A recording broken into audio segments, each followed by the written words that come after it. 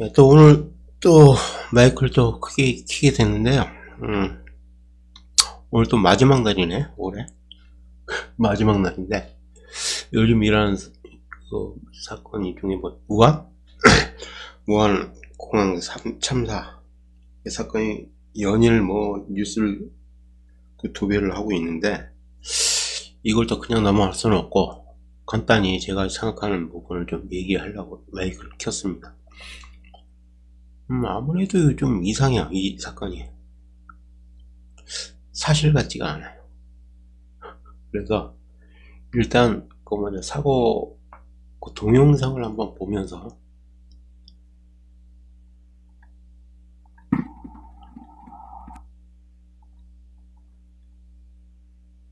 그 동영상을 보면 이거 TV에서 항상 여러분 많이 보던 사건인데 그림인데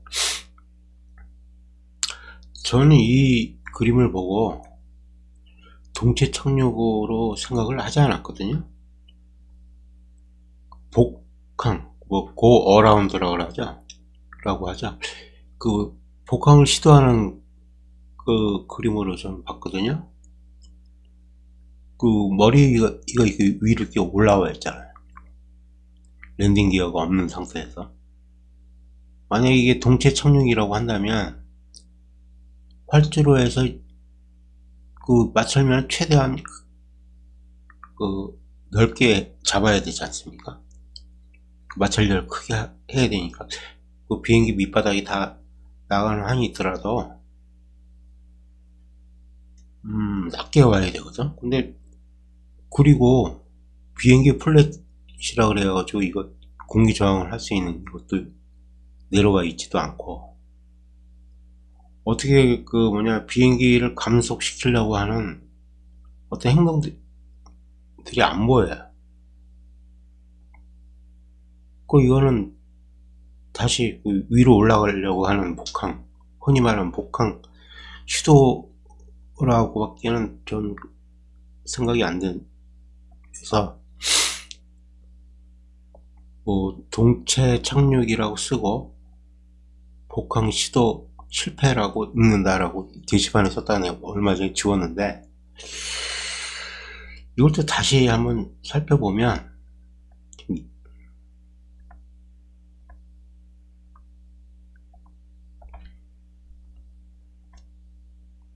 앞에 그 장애물 있잖아요. 그 둔덕 흙으로 쌓인 둔덕 이게 이렇게 높지가 않아요. 보면 그 높은 그 구조물이 아니거든요. 뭐 콘크리트로 됐다 그러는데 콘크리트라고 하면 보통 기초 작업을 하지 않습니까?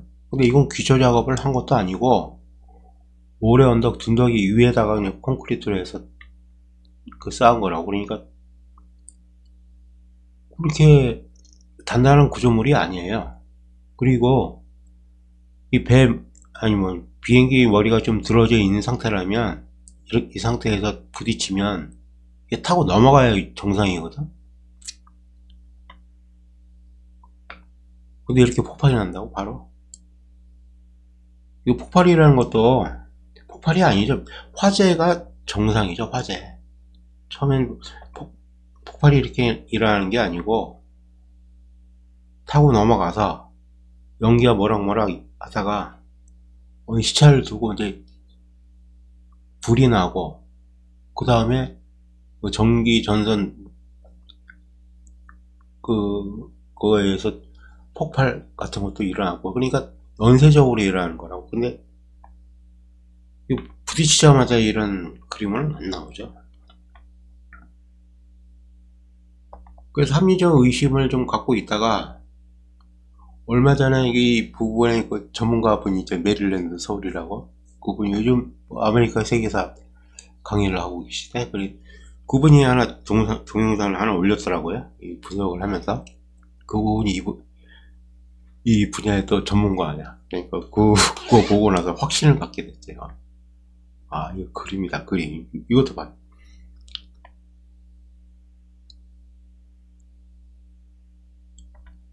요 낙지 갯벌 낙지 집. 요거 지나고 나서 제조예요. 글씨를 잘 보세요. 확 지워지죠? 갑자기 지워지죠? 여기 지나가자마자. 아, 이거 그림이다, 그림. 사실이 아니다. 그러니까 애초에 가지고 있었던 그 합리적 의심이 확신으로 변하는 것 같아. 이 앵글도 말이 많았죠?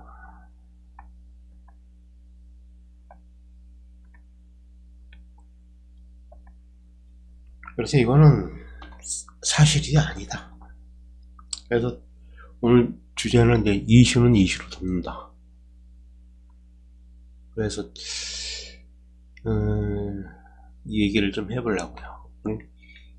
그래서 MBC 그 화면에서도 이거 말이 많았죠. 탄핵 관련 8.17. 이 8.17이 이게 뭐 북한 지령이래네. 광복. 뭐. MBC가 요즘 열일을 하고 있습니다. 병 주고 약 주고 하는 것 같아요.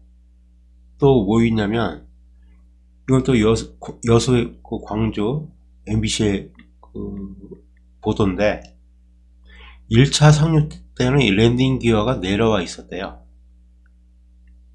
그리고 그 사진 촬영 장면을 이제 보도를 하는데 6분 동안 랜딩 기어를 내렸다가 다시 올렸다가 못 내렸다? 이게 말이 되는 겁니까? 그러니까 지금 MBC에서 열일을 하고 있는데 병 주고 약 주고 하는 것 같아 지금. 얘네들도 좀 두 패로 나눈 것 같아. 서로 싸우는 것 같아. 여기에서는 병 주고 혼란 유도하는 일종의 이제 통일 전선 전술이죠. 혼란을 야기시키는. 그리고 이번에는 또 이번 사건에 대한 스모킹과 뻥이라는 스모킹 거를 제시하고 있는.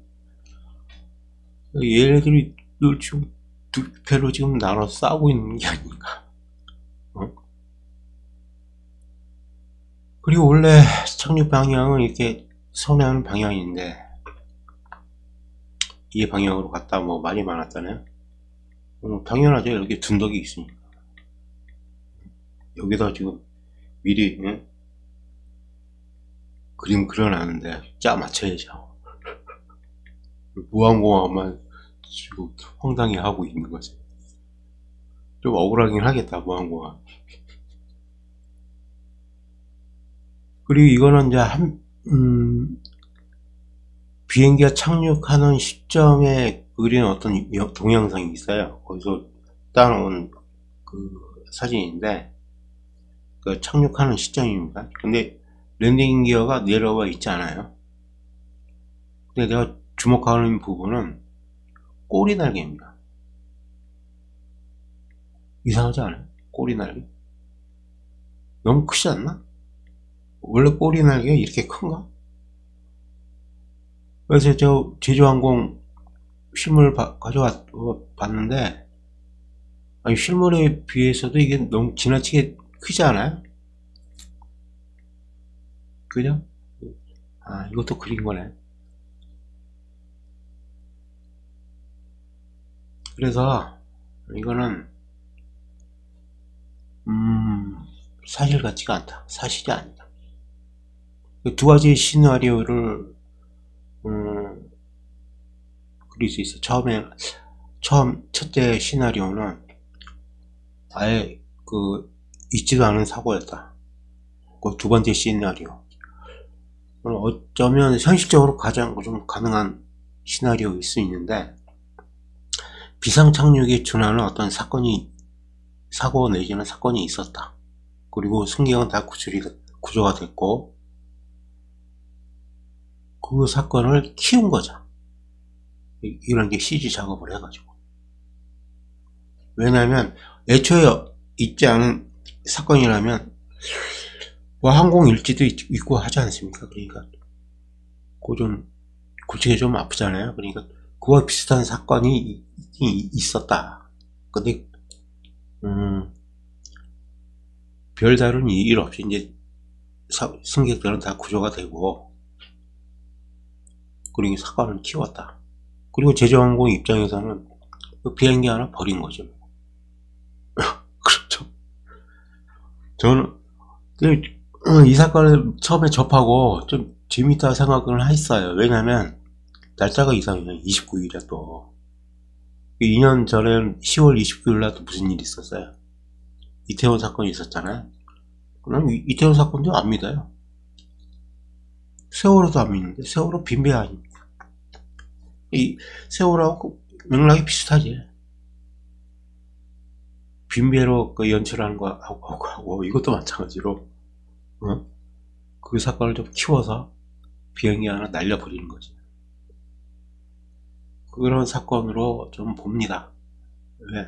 이슈가 있기 때문에. 지금 현재 그러면 이제 우리 입장에서는 이제 옥석을 잘 가려야 돼요. 이 사건으로 가장 낭패를 보는 세력이 누구고 이득을 보는 세력이 누군지.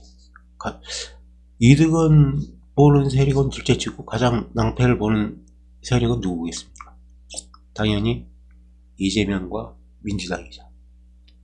그러니까 이건 가짜 사건이다, 실제 사건이다, 뭐 그거에 대해서 왈가왈부 하기 이전에 이 사건으로 낭패를 보는 사건이 뭔지, 그리고 또 우리에게 어떤 이득과 손실이 있는지를 옥석을 잘 가르쳐야 된다. 그러니까 이 사건이 설사 가짜 사건이라 해도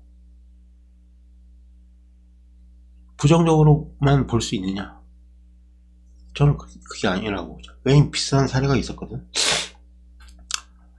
2002년도입니다. 2002년도 6월 13일 날 그 여러분이 잘 알고 있는 미선이 효순이 사건이 있었어요. 미군 양조에서 이제 미군 장갑차에 대한 그 압사되는 사건이 있었는데 2006년도 6월이면 사건 사고가 많았던 달이에요. 이거는 무슨 일이 있어요? 월드컵 있었죠. 그리고 또 김대중 그다음 정부 이제 말기인데 김대중 그 아들 때문에 곤욕을 치렀던 아들 비리 사건 때문에 비리 좀 시끄러웠던 6월이 좀 사건 사고가 많았습니다. 2002년도 월드컵도 있었고. 그러니까 미군 장갑차 사건이 있고 나서 무슨 일이 있냐, 마치 국내 운동권들이 마치 기다렸다는 듯이 거리로 나왔습니다. 급격히 반미 여론이 형성이 돼요. 그리고 6월 15일 제1연평이죠. 더 나아가 월드컵 끝난 그해 6월 29일 제2연평이죠. 이게 과연 우연일까? 우연 같지는 않아요. 그죠? 그러니까 그럼 판단을 뭐 여러 번 얘기하겠지만 저 같은 경우 이건 우연이라고 보기는 좀 어렵다. 왜? 그만큼 미국의 입장에서는 대한민국의 반미 여론은 악몽이거든. 마찬가지로 2010년 3월 26일 천안함 사건이 있었습니다. 여러분 그건 폭침이라고 보세요? 아니요, 폭침으로 만약에 사실이 폭침이라고 해도 저는 받아들일 수가 없어요. 왜? 그건 우리가 진 거 아니야. 저도 육군 병장으로 제대한 군 필자 입장에서 이거 후배들 아니야. 후배들이 그렇게 졌다고? 패잔병이라고 안 하고 인정할 수가 없어요. 사고사가 맞아요. 근데 왜 폭사로 규정을 했을까? 폭침으로. 저는 알죠. 이명박 정부의 그 고민을. 사고사로 하지 않고 폭침으로 해야만 했던 그 당시 이명박 정부의 고뇌를 절 이해합니다. 학습 효과가 있잖아요. 2002년도 학습 효과. 이 정도의 그 정부의 고뇌를 이해를 할 줄 모르면 그건 한국인이라고 할 수 없어요. 전 대한민국 국민의 한 사람입니다. 그래서 이해를 해요. 손을 거짓인지 알면서도 저는 속아준다고. 아시겠어요? 이게 세상사는 이치야. 또 대학 이런 걸 또 이해할 줄 알아야 그 대한 한국인을 할 수 있죠. 제 얘기 이해되시죠? 지난번에 다뤘지만 역사를 다룬 중에서 가장 큰 오류를 제시를 해놨는데, 지난 강의 통해서 그 역사 해석을 하는데 가장 범하기 쉬운 오류 중에 하나가 뭐예요? 자꾸 옳고 그름으로 접근한다는 거죠. 실체의 진실이 절대선이라는 그 착각입니다. 옥석을 가려야 된다고. 때로는 불편한 진실을 마주하게 되고, 거기에 대해서 이제 가치 판단을 할 줄 아는 어떤 그 기준이 있어야 돼요. 그 이번 사건도 사실이 아닌 건 맞아요. 그러면 다행이네. 사람 많이 안 죽었으니. 그죠? 다행인 거야. 그리고 1차적으로 다행이고, 두 번째로 이 사건을 가장 낭패를 보는 세력이 이재명계 민주당이네. 그건 결코 부정적으로 볼 수는 없네. 그죠? 그리고 지금 현 상황이 정치 상황이 있어 세계 질서, 특히 미국이라는 패권국이라고 할 수 있는 미국의 입장에서는 우리 편이네. 그렇잖아. 그러니까 이거 부정적으로 볼 필요는 없어요. 이렇게 옥석을 가리시라고. 그런 가짜 사건들이 많이 있어요. 세월호도 마찬가지로 가짜 사건이고, 9.11도 그렇고, 2년 전에 있었던 이태원 사건도 그렇고, 가짜 사건입니다. 그걸 보고 옥석을 가리셔야 돼요. 그 이면에 그 덮이는 이슈는 뭔지, 그리고 거기서 이득을 보는 세력은 누구고, 피해를 보는 세력은 누구인지. 그러니까 이번 여러분 잘 아셔야 될 게, 미국이라는 패권 국가는 대한민국과 한반도를 절대 포기하지 않습니다. 어떤 일이 있어도 포기하지 않아요. 그건 받아들이셔야 하는 하나의 산실이에요. 그리고 그 틈이 있다고. 틈바구니에 아까 8.17 그 자막에서 보듯이 로컬 NL 주사파들은 끝없이 우리 그 시민사회를 흔들기 위한 통일 전선 전술을 또 끊임없이 구사를 한다. 그 틈바구니에서. 아주 다이나믹한 어떤 환경에 지금 살고 있는 거예요. 그러니까 옥석을 잘 가리셔야 된다고. 자기 기준을 명확하게 설정을 하고. 그리고 부화내동해서는 안 돼요. 부화내동하지 말고 우세뿔 정신. 흔들리지 없이 냉정하게 그 사실을 보고 취할 거 취하고 버릴 거 버리는 그 현명한 태도가 필요합니다. 우선 버리는 것부터 시작을 하셔야 될 것 같아요. 그래서 좌우의 그 프레임에서 벗어나라. 항상 얘기를 하지 않습니까? 시대가 지금 바뀌고 있다. 그래서 오늘 얘기는 여기까지 하고요. 오늘 뭐 마지막 날인데 또 그런 얘기도 있더라고. 뭐 보신각 행사에서 또 어떤 일을 뭐 벌린다. 그러니까 저 같으면 사람 많은데 많이 안 나갈 것 같습니다. 조용히 자기 하면서 그 연말 연시 요즘 탄핵시국이고 자상의 시간을 한번 가져보고 조용히 지내는 것도 낫지 않을까 생각을 합니다. 자, 오늘 여기까지 하고 다음에 또 준비했던 내용 또 찾아뵙도록 하죠. 예, 여러분 감사합니다.